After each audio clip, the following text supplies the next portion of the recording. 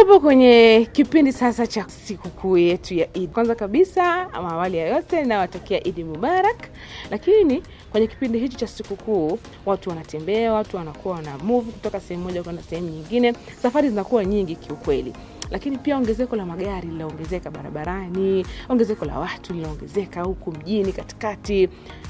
Tunaenda kutoa tahadhari madereva kuwa makini unapokuwa unatumia barabara, lakini epuka kuendesha chombo cha moto ukiwa umechoka. Epuka kuendesha chombo cha moto ukiwa umelewa au una matumizi ya madawa ya kulevya. Hakikisha kwamba unapoendesha chombo chako cha moto upo katika hali nzuri kiafya.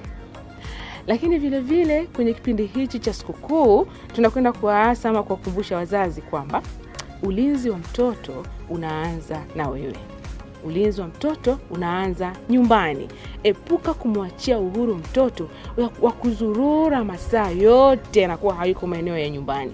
Hakikisha unaweka ulinzi ama usimamizi wako wewe mzazi ama mtu yoyote yule mwingine mzima ili aweze kuwa na watoto wako. Kwa kufanya hivyo sasa tunaamini kwamba utaweka ulinzi imara kwa mtoto wako.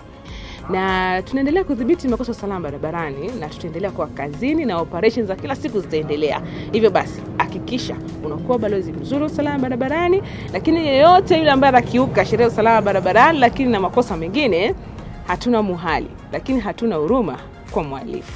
Hivyo hakikisha unakuwa makini, unachukua tahadhari lakini unatii sheria za nchi. Kubwa kabisa ama la mwisho kabisa, mimi ninawatakia sikukuu njema, lakini tuhakikishe tunakuwa makini na matumizi ya barabara, lakini makini kwenye ulinzi wa familia zetu. Familia yako inakusubiri, zingatia usalama.